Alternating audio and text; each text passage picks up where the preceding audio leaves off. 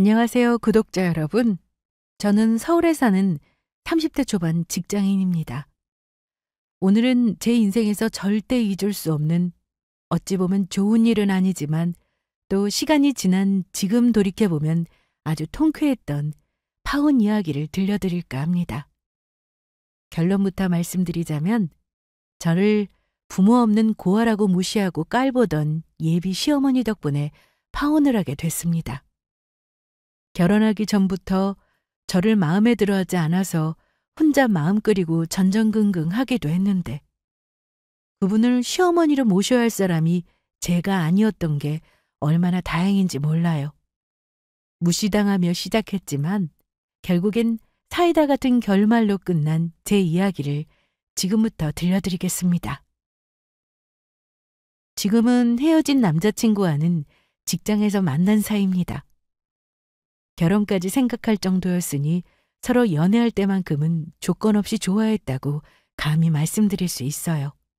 하지만 아무 조건 없이 서로 좋아만 했던 연애 때와는 달리 결혼이라는 건 여러 가지 현실적인 문제들을 고려해야만 하는 일이더라고요.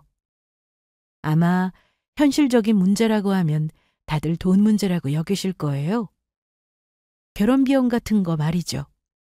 하지만 저는 다른 평범한 신부들과는 조금 다른 점이 있었습니다. 바로 자라온 환경이 평범치 않다는 건데요. 저는 사실 조금 남다른 환경에서 자랐어요. 어린 시절을 부모님 없이 자랐고 고등학교를 졸업하자마자 자립해야 했거든요. 기억도 안 나는 어린 시절에 부모님과 어떤 이유인지 떨어져 살게 되었고 어찌어찌 하다가 결국 보육원에 맡겨져 자랐습니다. 네, 저는 소위 말하는 고아예요. 솔직히 말해서 어린 시절은 기억도 잘 나지 않고 상처되는 일이 많아 굳이 털어놓고 싶은 기억은 아닙니다. 하지만 분명한 건 남들처럼 가족의 사랑을 듬뿍 받지는 못했지만 열심히 살다 보니 좋은 인연도 생기고 사랑도 하게 됐어요. 제 남자친구는 정말 다정하고 성실한 사람이었어요. 결혼 이야기가 오갈 정도로 진지하게 만났죠. 초년에 부모님 도움 없이 내 힘으로 공부하고 직장 생활까지 하며 자리 잡느라 30 넘도록 비록 힘들게 살았지만 이런 사람을 만나 나도 이제 행복한 가정을 꾸리겠구나 하는 희망이 마음속에서 피어올랐습니다.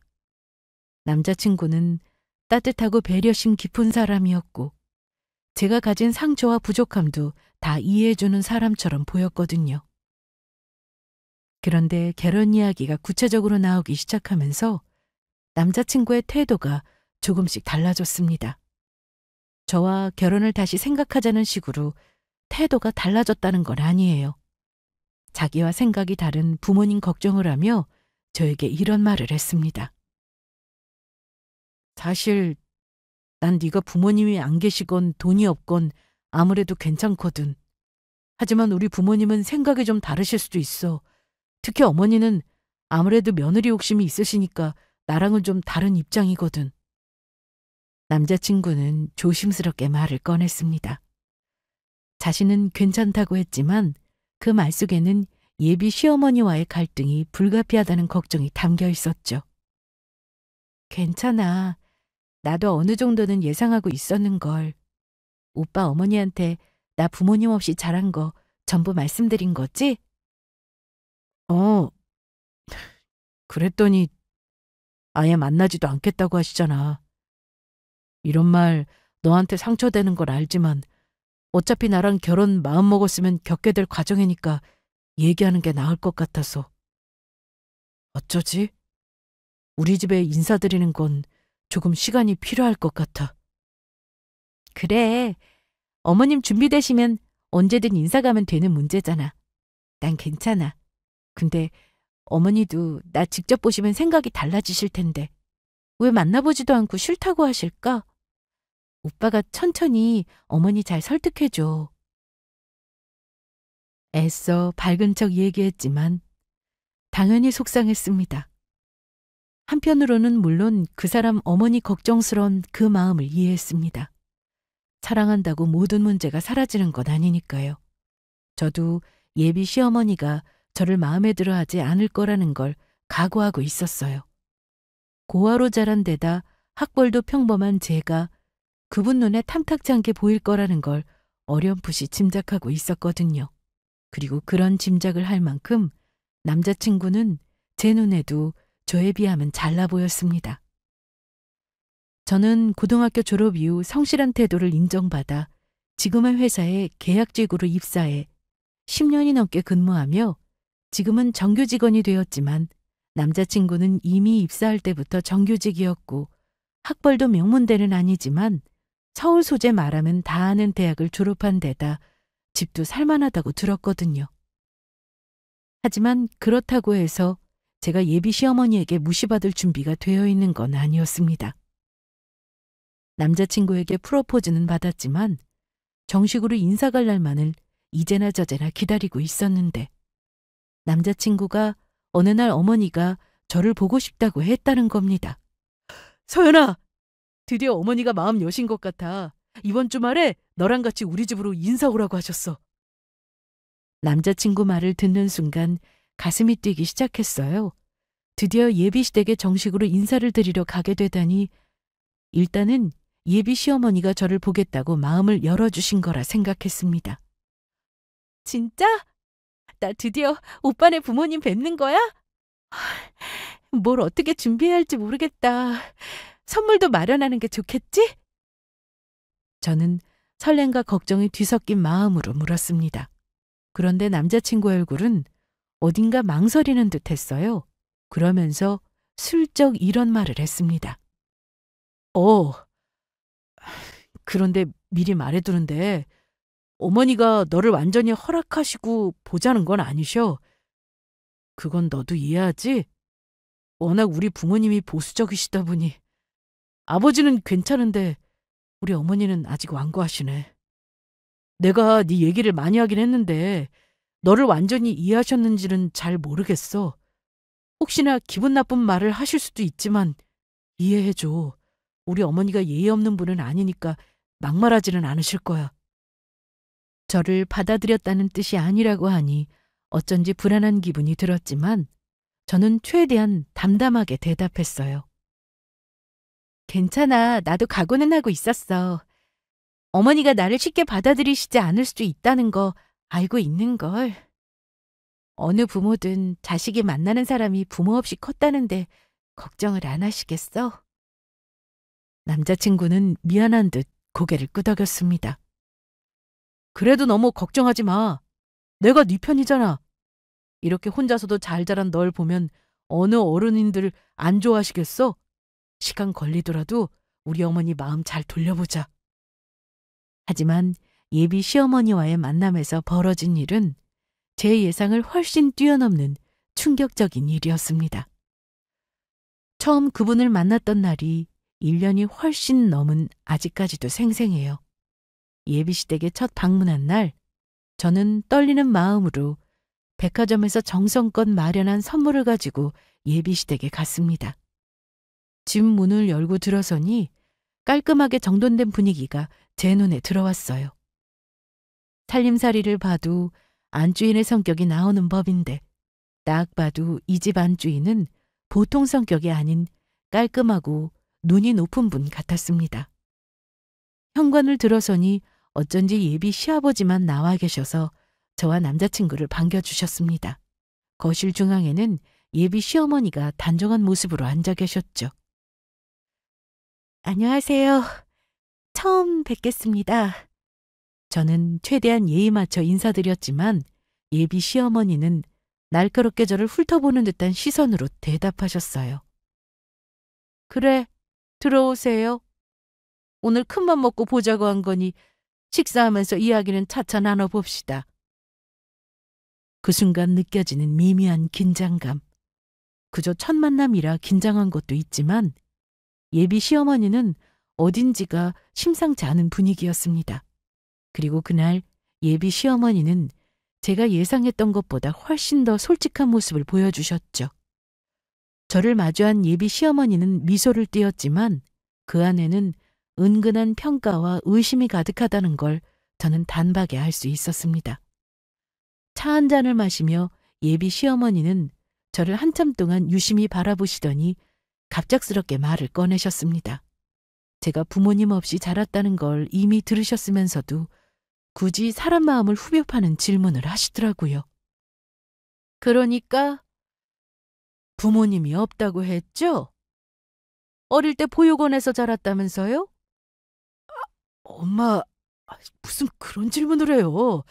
내가 전에 다 말씀드렸잖아요. 서연이 사정이요. 예비시모 질문에 당황한 남자친구는 저에게 대답을 안 해도 된다는 듯 끼어들었지만 직접 대답해야 할 일 같아서 숨을 고르고 대답했습니다. 네, 어머니. 알고 계실지 모르지만 사실 저는 어릴 때 부모님이랑 헤어져서 보육원에서 자랐습니다. 돌아가셨는지 살아계신지는 아직 모르고요. 대신 보육원 원장님이 부모님처럼 저를 잘 돌봐주셨어요. 물론 자립할 때 개인적으로 도움도 주셨고 지금도 연락하면서 지내고 있고요. 저한테는 부모님이나 다름없는 좋은 어른이세요. 굳이 말씀드리자면 저한테 부모님은 보육원 원장님이십니다. 그 말이 끝나기가 무섭게 예비 시어머니는 눈썹을 찌푸리며 말했습니다. 그래요. 그런 사정이 있었군요. 뭐 다들 크고 작은 사정쯤은 있는 법이죠. 근데 결혼하면서 고아라는 건 상대방 부모 입장에서 굉장히 받아들이기 어려운 일인 건 알죠? 말투는 부드러웠지만 말 속에 담긴 뉘앙스는 결코 편안하지 않았습니다. 저는 일부러 더욱 담담하게 대답했습니다. 네, 알고 있어요, 어머니. 그래서 오늘 직접 만나 뵙고 저에 대해서 오해할 일 없이 솔직하게 저라는 사람을 보여드리려고 마음먹고 왔어요. 그랬구나. 그래도 참 대단하다. 그렇게 어려운 환경에서도 우리 아들이랑 만날 정도로 올라왔으니 얼마나 아등바등 살았겠어요? 참 고생이 많았겠네. 말은 그렇게 했지만 예비시모 표정과 말투에는 저를 향한 실망과 냉소가 그대로 드러나 있었습니다. 그러더니 갑자기 표정이 살짝 굳어지며 입꼬리만 올린 채 애매하게 웃으며 말하더라고요. 그런데 그런 환경에서 자라다 보면 뭐랄까 예의나 어른과의 관계 같은 건 제대로 배울 기회가 없었을 것 같은데 내 말이 맞나요? 왜 그렇잖아. 가정 환경이란 게 몸에 배이는 건데 그게 없었으니 어떻겠냐 이 말이야. 엄마, 오늘 곤란한 질문은 안 하기로 저랑 약속하셨잖아요. 제가 원하는 결혼 하라고 하셨으면서 갑자기 또 왜 이러세요? 남자친구는 대화를 돌리려 했지만 어머니는 아랑곳하지 않고 제 대답을 기다리셨어요. 갑작스러운 공격적인 말에 저는 당황했지만 최대한 침착하게 대답하려 했습니다. 어머니, 제가 사회생활 일찍 시작하고 나서 지금껏 예의 없다는 말은 한 번도 들은 적이 없습니다만 어머님 보시기에 부족한 점이 있다면 고치려고 노력하겠습니다. 하지만 예비 시어머니는 멈추지 않으셨어요. 제 대답을 듣고 피식 웃으시더니만 이렇게 말씀하시더라고요. 그런 건 노력한다고 되는 게 아니에요. 사람이 어릴 때 보고 배우는 게 평생 가는 거라. 아무리 노력해도 한계가 있는 법이죠. 솔직히 말하자면 그런 환경에서 자란 사람이 우리 집과 어울릴 수 있을지 걱정이 되네요. 그 순간 옆에 있던 남자친구가 못 참겠다는 듯 끼어들었습니다. 엄마, 그건 좀 심한 말씀이세요. 제 선택을 존중해 주신다고 하셨으면 오늘 서연이한테 이렇게 하시면 안 되죠. 하지만 예비 시어머니는 가볍게 무시하며 말을 이어갔습니다. 내가 너한테 하는 말이 아니야. 그쪽하고 얘기 중이잖니. 내가 걱정하는 건 이 결혼이 제대로 될 수 있을까 하는 거야. 거기서 끝이 아니었습니다. 예비 시어머니는 한 발 더 나아가 저를 무섭게 노려보시며 말했습니다. 부모님도 안 계시고 주변에 의지할 어른도 없으니 결국 내 말만 들어야 할 텐데 그런 면에서는 장점이기도 하겠네요. 우리 집안에 시집 오면 배울 일이 꽤나 많을 터인데 잘 적응할 수 있겠어요? 몸에 배인 걸 갈아엎으려면 시간이 아주 오래 걸리겠어. 그래도 어찌 직장 생활은 성실하게 했는가 봐. 남들은 4년째 나와도 겨우 들어가는 직장에 고졸로 시작해 정규직이라니 그건 대단하네. 성실한 거 하나는 내가 인정할게요. 근데 결혼 문제는 달라. 아무리 아가씨가 착하고 성실해도 결혼은 집안과 집안이 만나는 일이다 이 말이에요. 이제는 노골적인 비꼼과 조롱이 느껴질 정도였어요. 표면적으로는 칭찬도 섞여 있었지만 뒷말에 묘하게 비꼬시더군요. 남자친구는 분위기를 풀려고 애썼지만 제 마음에는 이미 찝찝한 기분이 남아 있었습니다. 어머니는 그날 저에게 한순간도 말을 놓지 않으셨습니다. 하지만 그때 알았어요. 존댓말로도 사람에게 얼마나 큰 상처를 줄 수 있는지 말입니다. 점점 분위기가 심상치 않아지자 보다 못한 예비 시아버지가 조심스럽게 나섰습니다. 여보, 처음 만나는 자리에서 그런 말은 좀 심하지 않아? 오늘 그래도 우리 아들이 결혼하겠다는 예비 며느리 데려온 자리잖아. 이런저런 생각 말고 이 아이 그냥 그대로 봐주지 그래. 그러나 예비 시어머니는 오히려 시어머니를 향해 쏘아붙였습니다. 아니, 당신은 지금 하나뿐인 아들 결혼에 그런 말이 나와요? 그리고 내가 미리 걱정하는 게 뭐가 나빠요? 나중에 애들이 결혼하고 나서 문제 생기면 다 우리 책임인데. 시어머니 말을 듣는데 마음속에서 참아왔던 무언가가 무너지는 듯한 기분이 들었습니다. 바로 저의 자존감이었죠. 옆에 앉아있던 남자친구는 제 손을 잡으며 작은 목소리로 위로하려 했지만 내가 이 정도로 무시를 받아가며 이 결혼을 하는 것이 맞나 싶었습니다. 저는 인간 대 인간으로 대해주실 거라 생각했는데 전혀 예상 밖이었고 남자친구 어머니의 인품이 겉으로 보이는 우아함과는 전혀 달리 보이더라고요. 저는 그저 차갑게 굳어가는 얼굴로 대답할 수밖에 없었습니다. 어머님이 저에 대해 걱정하시는 건 이해해요. 하지만 제가 이만큼 자리 잡기까지 얼마나 노력했는지 꼭 알아주셨으면 좋겠어요. 제 부족함이 있다면 배우며 채워나가겠지만 제가 어찌할 바 할 수 없는 부모님 문제로 저를 이렇게까지 낮춰보시는 건 어쩐지 좀 억울하네요.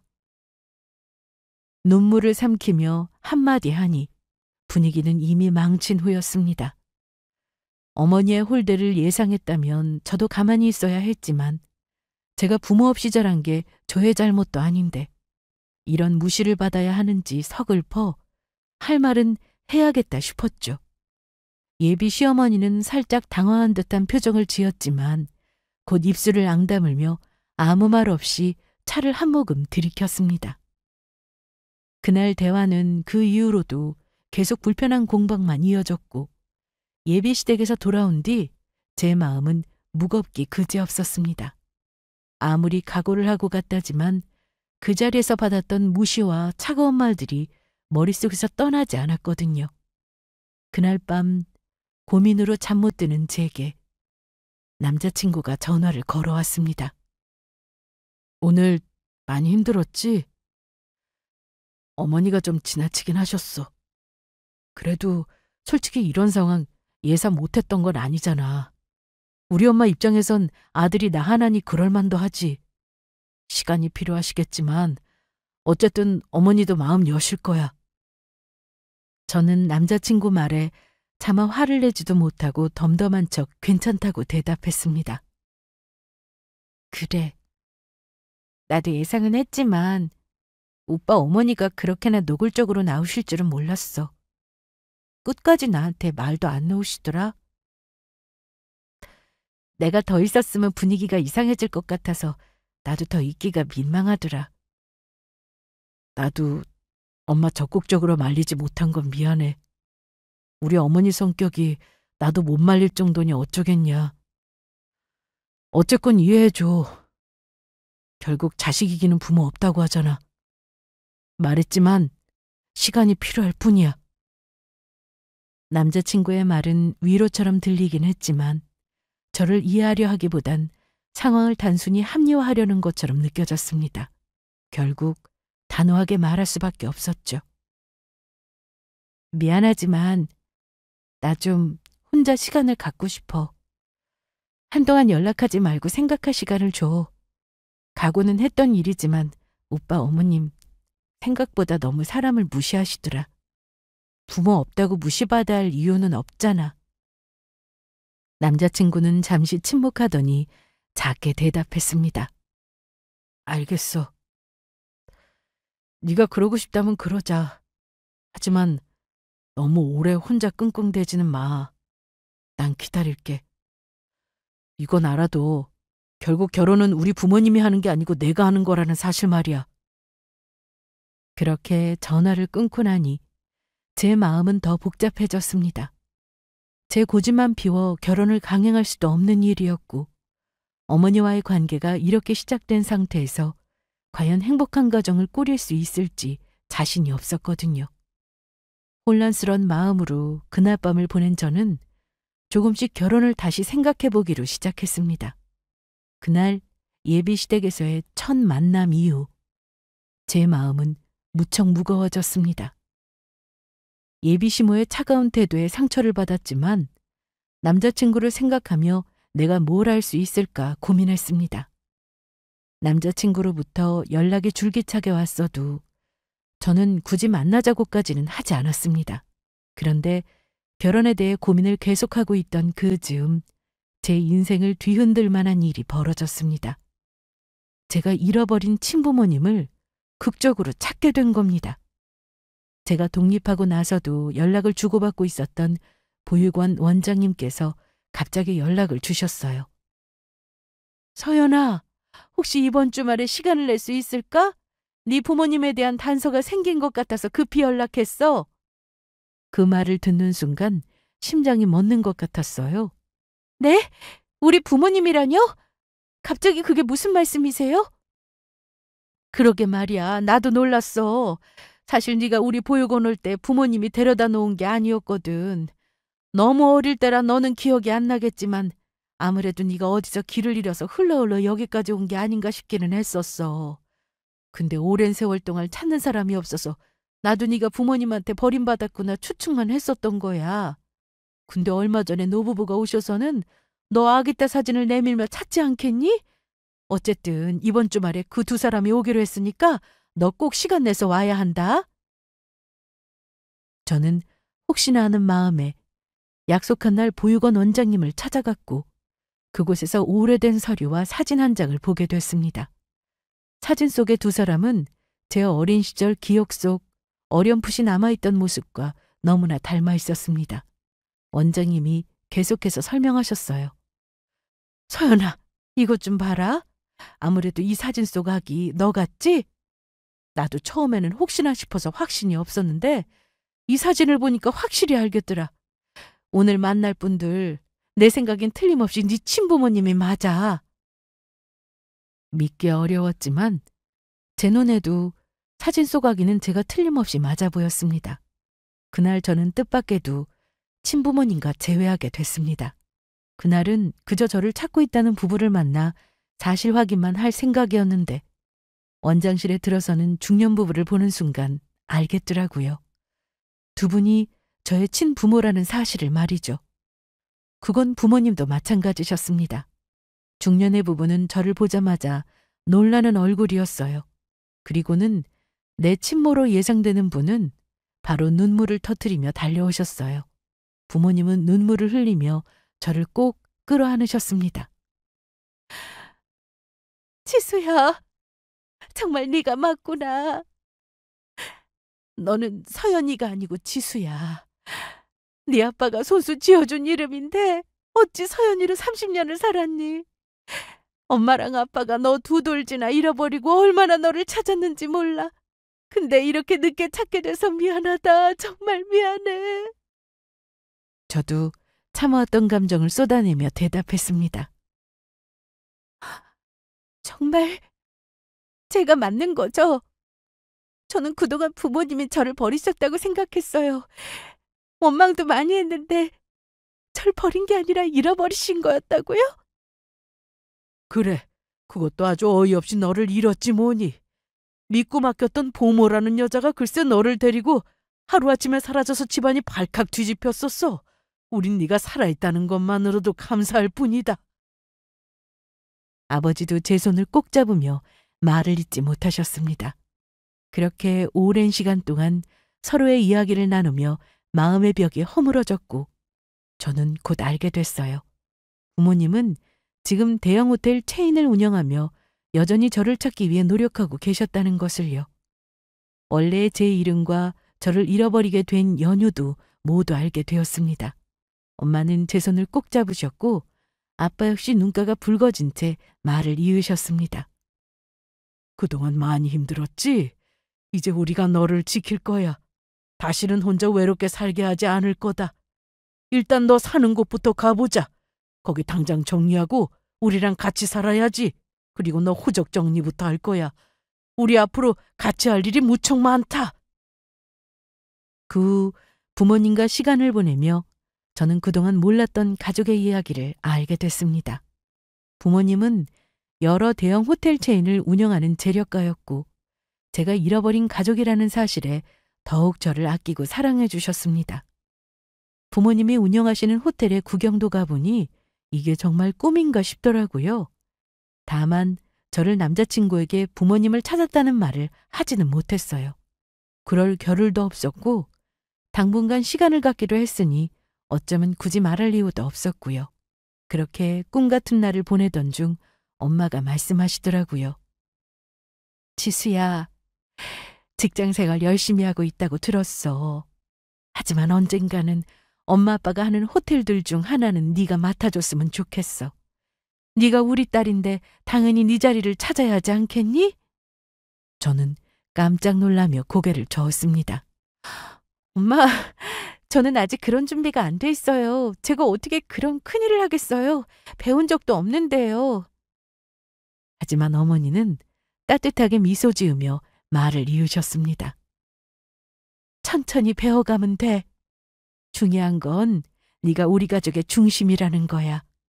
엄마는 너 잃고 나서 아이도 더 낳지 않았다. 이제 더 이상 혼자 고생시키고 싶지 않구나. 그 말에 저는 울컥하며 엄마를 끌어안았습니다. 그리고 어차피 아셔야 할 일이니 남자친구가 있다는 사실도 털어놓았어요. 엄마, 실은 제가 고민하고 있는 일이 있어요. 사실 만나고 있는 사람이 있는데 결혼까지 하기로 인사까지 했지만 속상한 일이 있었어요. 저는 그동안의 고민을 털어놓으며 남자친구와의 상황 그리고 예비시댁에서 받았던 무시와 차별에 대해 이야기했습니다. 모든 이야기를 들은 어머니는 잠시 생각에 잠기시더니 단호하게 말씀하셨습니다. 지수야, 엄마가 네 인생에 간섭하고 싶지는 않지만 그런 집안과 엮일 필요는 없어 보여. 사랑이 중요한 건 맞지만 상대방이 있는 그대로 너를 존중하지 않는다면 그 사랑은 오래가지 못해. 그래서 결혼이라는 게 어려운 거다. 아빠도 얘기를 다 들으시고는 고개를 끄덕이며 덧붙이셨습니다. 네가 어떤 결정을 하든 우리는 네 편이야. 하지만 한 가지 분명한 건 네가 어찌 자랐는지 이해도 못하는 사람들 때문에 상처받을 필요는 없다는 거다. 그동안 제가 고아라는 이유로 느껴야 했던 자격지심과 예비시댁에서 겪은 차별이 떠오르며 저도 어느 정도 생각 정리를 하게 되더군요. 이렇듯 친부모님과 재회하며 제 부모님은 새로운 전환점을 맞이했지만 예비시댁과의 관계는 여전히 해결되지 않았습니다. 친부모님과 시간을 보내며 여러 가지 서류상 문제를 해결하며 바쁜 시간을 보내던 어느 날이었습니다. 저도 남자친구와 만나는 걸 미루기보다는 결정을 내려야겠다고 마음먹고 있었는데 모르는 번호로 전화가 걸려왔습니다. 여보세요? 나 누군지 알겠어? 나 준호 엄마야. 고민하다 전화했는데 우리 준호랑 결혼 문제로 할 말이 있어. 우리 둘이 만났으면 하는데 시간 좀 낼 수 있을까? 목소리를 듣는 순간 왠지 모르게 심장이 철렁 내려앉았습니다. 어머니라니. 예비 시어머니가 갑자기 저에게 전화를 하실 줄은 상상도 못했거든요. 아, 네, 알겠습니다. 저랑 둘만 보고 싶다는 말씀이신 거죠? 그래, 맞아. 굳이 우리 준호까지 만나봤자 복잡해질 것 같으니 둘만 보자는 거야. 이런 일은 여자인 우리 둘에서 해결하는 게 맞지 않겠니?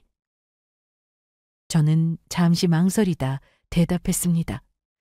그리고 순간적으로 어떤 말을 나에게 할지 예상이 되더라고요. 그래서 피하지 않고 오히려 당당하게 말했습니다. 알겠어요, 어머님. 혹시 약속 장소는 제가 정해도 될까요? 제가 아는 곳이 있어서요. 제가 문자로 보내드릴게요. 그 호텔 커피숍에서 뵈면 어떨까 하는데요. 저는 일부러 예비 시모와 만나는 장소를 친부모님이 운영하시는 호텔 커피숍으로 말씀드렸어요. 저는 일부러 부모님이 운영하는 호텔 커피숍에서 뵙자고 했습니다. 어쩐지 그날 만남이 제게 큰 전환점이 될 것 같은 예감이 들었거든요. 그러자 호텔 이름을 들은 예비 시모가 코웃음을 치면서 이러시더군요. 좋은 얘기 할 것도 아닌데 호텔 커피숍은 무슨... 뭐 알겠어. 나도 최대한 좋게 얘기하고 마무리하고 싶으니 네가 원하는 곳에서 보자. 그럼 늦지 않게 오렴. 당부하는데 우리 아들한테는 나 만난다는 소리 절대 안 했으면 하는구나. 네, 그렇게 할게요. 걱정 마시고 호텔 커피숍에서 뵙죠. 통화를 끊고 나니 묘한 불안감이 가슴을 짓눌렀습니다. 솔직히 말하면 남자친구와 먼저 상의하고 싶은 마음도 있었어요. 하지만 내가 이 결혼을 고민하고 있는 와중에 예비시모가 일부러 남자친구 몰래 만나자고 한 상황에서 제가 괜히 일을 키우는 건 아닌가 싶어 조용히 넘어가기로 했습니다. 약속한 날 예비 시어머니를 만나러 갔습니다. 호텔 커피숍에 도착하니 예비 시모는 이미 자리에 앉아 저를 기다리고 있었습니다. 안녕하세요, 어머님. 제가 조심스럽게 인사하자 예비 시모는 고개를 끄덕이며 차가운 시선으로 저를 바라봤습니다.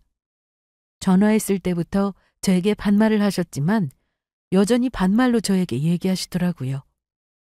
왔구나. 일단 앉지 그러니? 여기서 보자고 하다니 이 호텔 분위기가 우아한데 내가 할 말은 우아하지 못해 어쩐다. 길게 얘기할 시간은 없으니까 간단히 끝냈으면 해. 너 뭐 마실래? 주문부터 하렴. 분위기가 심상치 않다는 걸 느끼며 자리에 앉자 예비 시모는 바로 본론으로 들어가더군요. 서연 양, 난 솔직한 사람이야. 굳이 시간 낭비하기 싫으니 애둘러 말하지 않을게. 너하고 우리 준호는 맞지 않아. 이유는 굳이 말 안 해도 알지? 결혼 얘기는 없던 일로 했으면 좋겠구나. 예상했던 말이었지만 직접 들으니 너무 불쾌하더라고요. 그래서 최대한 침착한 태도로 이유를 물었습니다. 왜 그렇게 생각하시는 건지 여쭤봐도 될까요? 제가 인사드리러 간 날 혹시 실수라도 한 게 있었나요? 그러자 예비 시모는 콧방귀를 끼며 비웃듯 대답했습니다. 뭐, 네가 잘못한 건 없겠지. 그런데 너도 머리가 있으면 생각을 좀 해보렴. 부모도 없고 배운 것도 부족한 사람이 우리 집 며느리라고? 이 결혼은 서연이 너만을 위한 결혼이 아니야. 결혼은 가족 간의 결합이라고 했지? 너랑 우리 아들이 결혼하는 건 우리 가족에게 누가 될 결혼이라는 말이다. 순간 눈물이 나올 것 같았지만 이를 악물고 참았습니다. 제가 부족하다고 생각하실 수도 있겠지만 그래도 노력하며 살았습니다. 그런 부분을 좀 더 이해해 주셨으면 하는데요. 어머님께서는 저를 며느리로 받아줄 마음이 전혀 없으신 게 맞나요? 예비 시모는 저의 말에 한숨을 쉬며 말을 이었습니다. 솔직히 말해봐. 너 우리 준호가 돈 잘 벌고 집안 좋은 거 보고 잡은 거 아니니? 이런 결혼은 오래 못 가. 시부모가 며느리를 안 받아들이는데 니들끼리 결혼을 할 수 있을 것 같아? 그러니 여기서 정리하고 너도 새로운 길 찾는 게 서로를 위한 길이다. 차라리 너처럼 고아를 만나는 게 낫지 않겠니? 그 말에 참았던 눈물이 결국 터져나올 뻔했지만 질 수 없다는 생각으로 반박했습니다.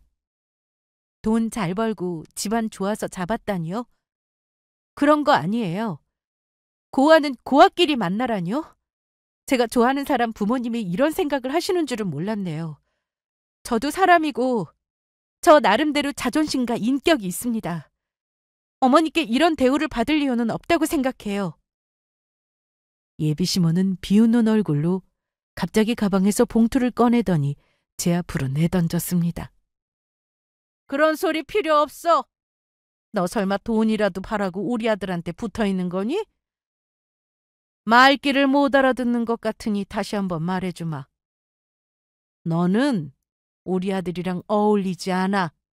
그런데도 끝까지 미련을 못 버리는 걸 보니 내가 더 분명히 해줘야겠네. 이 돈이면 충분하지? 네가 원하는 게 결국 이거잖아. 이거 받고 우리 아들한테서 떨어져. 순간 어이가 없어서 한참 동안 아무 말도 못했습니다. 하지만 예비시모의 모욕은 그것으로 끝나지 않았습니다. 제가 아무 말 없이 돈 봉투를 바라만 보고 있자 예비시모는 한쪽 윗꼬리를 비웃듯 올리며 벌떡 일어나 제 뺨을 때렸습니다. 네가 우리 집에 들어올 자격이 있다고 생각해? 부모도 없고 가진 것도 없는 주제. 이 돈이나 받고 네 분수를 알아야지. 뺨에 화끈거리는 통증이 느껴졌지만 저는 충격에 얼어붙어 아무 말도 할 수 없었습니다. 예비시모는 경멸의 눈길로 저를 내려다보며 말을 이어갔습니다. 우리 집에 어울리지 않는 사람이 주제넘게 팔을 들이는 것도 불쾌하지만 너 같은 며느리 들여서 우리 집 가문에 오점을 남기게 놔둘 수는 없어. 알아들었니?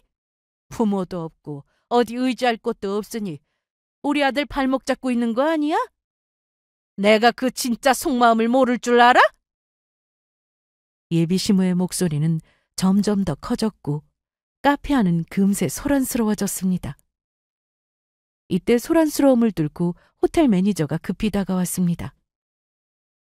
예비 시어머니가 소란을 피우자 상황을 파악하려는 듯 차분하게 말했죠. 고객님, 죄송하지만 공공장소에서 큰 소리를 내시는 건 다른 고객님들에게 불편을 줄 수 있습니다. 여기 공공장소이니 조금 차분히 대화를 나누시면 감사하겠습니다. 계속 소란을 피우신다면 나가주셔야 할 것 같습니다만. 예비 시어머니는 호텔 매니저를 쏘아보며 따졌습니다. 뭐가 문제라는 거죠? 내가 내일로 얘기하고 있는데 무슨 상관이에요? 매니저는 그녀에게 조용히 말했습니다. 여기는 회장님께서 자주 이용하시는 공간이고 불미스러운 일이 생기면 회장님께 보고드릴 수밖에 없습니다. 예비 시모는 매니저를 흘끗 쳐다보며 퉁명스럽게 대답했습니다. 회장님? 무슨 회장? 호텔 회장이면 손님 내쫓아도 된다는 건가요? 호텔은 손님이 왕인 거 몰라요? 죄송하지만 여기서 문제를 일으키시면 곤란합니다. 회장님께서 원하지 않으실 겁니다.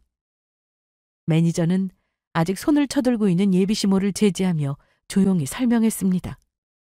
여기는 회장님께서 자주 이용하시는 공간이고 손님께서 조금 전 손찌검 하신 이분은 회장님 따님이십니다. 왜 이런 묻게 손찌검을 하시는 건지 모르겠지만 계속 이러신다면 바로 경찰을 부를까 하는데요. 그 말을 듣는 순간 예비시모의 얼굴이 순식간에 하얗게 질렸습니다. 뭐라고요? 당신 지금 뭐라고 했어요? 회장님 따님이라고요? 그게 무슨 시답지 않은 소리야? 이 여자애가 회장님 딸이라고? 웃기는 소리. 얘는 부모 없이 자란 고아인데 무슨 개떡 같은 소리를 하는 거야? 매니저는 고개를 숙이며 다시 한번 차분히 말했습니다. 다시 한번 말씀드리지만 이분은 바로 저희 호텔 회장님의 따님이신데요. 얼마 전에 우리 호텔 회장님 네 분이 친따님을 찾으셨고 호텔로 오셨는데요. 오늘 중요한 분 만난다고 프라이빗한 장소로 제가 일부러 안내해드린 겁니다. 그게 정말 사실이에요? 이 아이가 정말 이 호텔 회장님의 딸이라고? 예비 시모는 한동안 말을 잇지 못한 채 멍하니 저를 바라보았습니다. 제 얼굴에 남은 붉은 자국을 보며 당황한 얼굴을 하더군요. 이제는 제 입으로 직접 말해야겠다 싶었죠. 저는 차분히 예비 시모 얼굴을 똑바로 바라보며 말했습니다. 이분 말이 맞아요, 아줌마. 저는 이제 고아가 아니거든요. 호텔 주인이 제 친부모님이 맞아요. 모르셨겠지만 제가 얼마 전 극적으로 부모님을 찾게 되어서요. 저는 아줌마가 생각하는 것처럼 의지할 것 없는 사람 아니에요. 어쩌죠? 이제는 급이 안 맞는 결혼이 싫은 건 제 쪽인 것 같은데요? 저의 말을 들은 예비 시모의 얼굴은 순식간에 새하얗게 질렸습니다. 말을 잇지 못하던 예비 시모는 결국 허둥지둥 봉투를 가방에 집어넣으며 말을 더듬었습니다. 이를 어쩐다.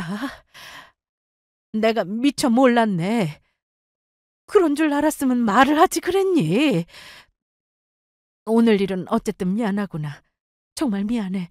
내가 조금 전 일은 사과하마. 이제 와서 미안하다고 하시면 뭐하나요? 돈 봉투에 따귀에. 저는 이미 아줌마 속내를 다 알았는데요. 아줌마 말대로 잘나신 아드님과 결혼은 없던 걸로 하겠습니다. 오늘 이후로 정리할 테니 이만 돌아가 주세요. 그때 갑자기 예비 시모가 제 손을 붙잡으며 애원하기 시작했습니다. 내가 무슨 짓을 한 거야? 우리 다시 얘기 좀 해보자. 여기 온 김에 네 부모님도 뵐 수 있을까? 조금 전 일은 내가 100번 사과하마. 손찌검까지 할 생각은 아니었는데 정말 미안하다. 저에게 애원하는 예비 시모 얼굴에는 후회와 두려움이 뒤섞인 표정이 가득했습니다. 내가 정말 큰 실수를 했어. 정말 미안해. 그동안 내가 너를 단단히 오해했어. 우리 집안이 어쩌고 하면서 함부로 말하고 아까 말한 것들 다 없던 일로 해줘. 부탁이야. 우리 준호도 너를 정말 사랑해. 그건 너도 잘 알지? 너희 둘은 정말 잘 어울리는 커플이야. 제발 이 결혼을 다시 생각해주면 안 되겠니? 우리 부모님이 재력가라는 걸 알자마자 이렇게 태도가 달라지다니 오히려 그 모습에 오만정이 다 떨어지더라고요. 용서해달라고 하시기 전에 스스로를 돌아보셨으면 좋겠어요.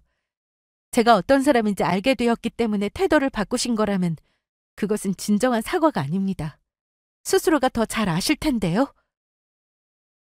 하지만 예비 시모는 그녀는 절박한 눈빛으로 다시 한번 매달렸습니다. 그거 아니야. 정말이야. 조금 전 일은 있고 우리 아들하고 행복하게 만나면 안 되겠니? 네가 원하는 거 뭐든 다 맞춰주마. 결혼도 천천히 생각해봐. 어른이 이렇게 미안하다고 하는데 적당히 받아주렴. 부탁하마. 오늘 일 알면 우리 준호도 아마 난리 날 거야. 하지만 저는 고개를 저으며 단호하게 대답했습니다. 말씀드렸지만 이 결혼은 여기서 끝내는 게 좋겠어요. 저는 누구의 딸이기 때문에 존중받고 싶은 게 아니거든요. 저를 있는 그대로 존중해 줄 수 있는 분이란 걸 알았는데 결혼은 당연히 무리죠. 부디 앞으로는 다른 사람 대하실 때 오늘 일을 꼭 떠올리셨으면 좋겠네요. 저는 더 이상 할 말이 없어요. 우리 부모님 호텔에서 이만 나가주시죠. 못 볼 꼴 보고 싶지 않으시다면서요. 그럼 이만. 예비 시모는 제 말을 듣고 무릎까지 꿇으려 했지만 저는 뒤로 물러서며 자리를 떠났습니다. 끝까지 저를 부르며 매달렸지만 이미 저는 돌아보지 않았고 호텔 직원들이 예비 시모를 거의 끌고 나가다시피 하며 밖으로 내쫓았어요. 그렇게 저는 남자친구 어머니와의 관계를 모두 정리했습니다. 예비 시어머니와의 만남 이후 저는 모든 것을 정리하기로 마음먹었습니다. 남자친구를 따로 만나 그간의 이야기를 솔직히 털어놓았습니다.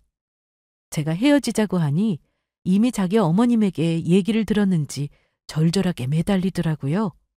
하지만 예비시댁에 인사 가기 전부터 자기 부모님 반대를 당연한 일인 양 이해해달라던 남자친구 태도도 사실 마음에 들지 않았기에 솔직히 말하고 이 결혼을 할 수 없겠다 했습니다. 그러자 남자친구도 더 이상 붙잡지 않고 씁쓸해 하더군요. 결국 저는 결혼을 하지 않기로 결정했습니다. 부모님께 그 사실을 전하자 엄마는 안쓰러운 눈빛으로 저를 안아주셨습니다. 정말 잘했어. 내가 볼 땐 너를 소중히 여겨주지 않는 사람들과 엮일 필요가 없었어. 너는 훨씬 좋은 사람 만날 테니 걱정 마라. 이제는 우리 가족이 같이 있는데 뭐가 걱정이니? 아빠 역시 저의 결정을 지지해 주셨습니다. 여태껏 가정의 정을 모르던 저에게 부모님의 존재는 큰 위로가 되었어요. 저는 부모님과 더 가까이에서 시간을 보내며 부모님이 맡기고 싶어 하셨던 호텔 사업도 천천히 배워보기로 했습니다. 그렇게 파혼하고 나서 시간이 흘러 어느덧 이렇게 아무렇지 않게 저의 이야기를 할 수 있게 되었네요. 오랜 시간 혼자라고 생각했던 제가 이렇게 따뜻한 부모님의 품으로 돌아올 수 있었다는 건 정말 기적 같은 일이었어요. 그동안의 고생과 아픔이 모두 보상받았다는 느낌이었습니다. 무엇보다 부모님을 통해 제가 얼마나 소중한 사람인지 깨닫게 되었어요. 제가 고아로 자랐다는 이유로 무시받아야 할 이유는 없었고 누구나 자신만의 가치를 가지고 있다는 걸 다시 한번 느꼈습니다. 파혼이라는 일이 좋은 경험은 아님은 분명합니다. 하지만 한 가지 배운 게 있다면 내 가치를 모르는 사람들과의 관계는 과감히 정리할 필요가 있다는 겁니다. 사랑이든 결혼이든 가장 중요한 건 서로를 존중하고 이해하는 마음이에요. 저를 있는 그대로 받아주지 못하는 환경에서 행복할 수 없다는 걸 경험으로 알게 되었습니다. 구독자 여러분, 때로는 인생을 살며 힘든 결정을 내려야 할 때도 있습니다. 제가 뜻밖의 행운을 얻은 사람이라 생각하실 수도 있어요. 하지만 어떤 상황이든 여러분 자신이 얼마나 소중한 사람인지 잊지 마세요. 스스로를 존중하고 그 가치를 알아주는 사람들과 함께할 때 진정한 행복이 찾아온다는 사실을 꼭 아셨으면 합니다. 저의 사연은 여기까지입니다. 끝까지 들어주셔서 정말 감사합니다.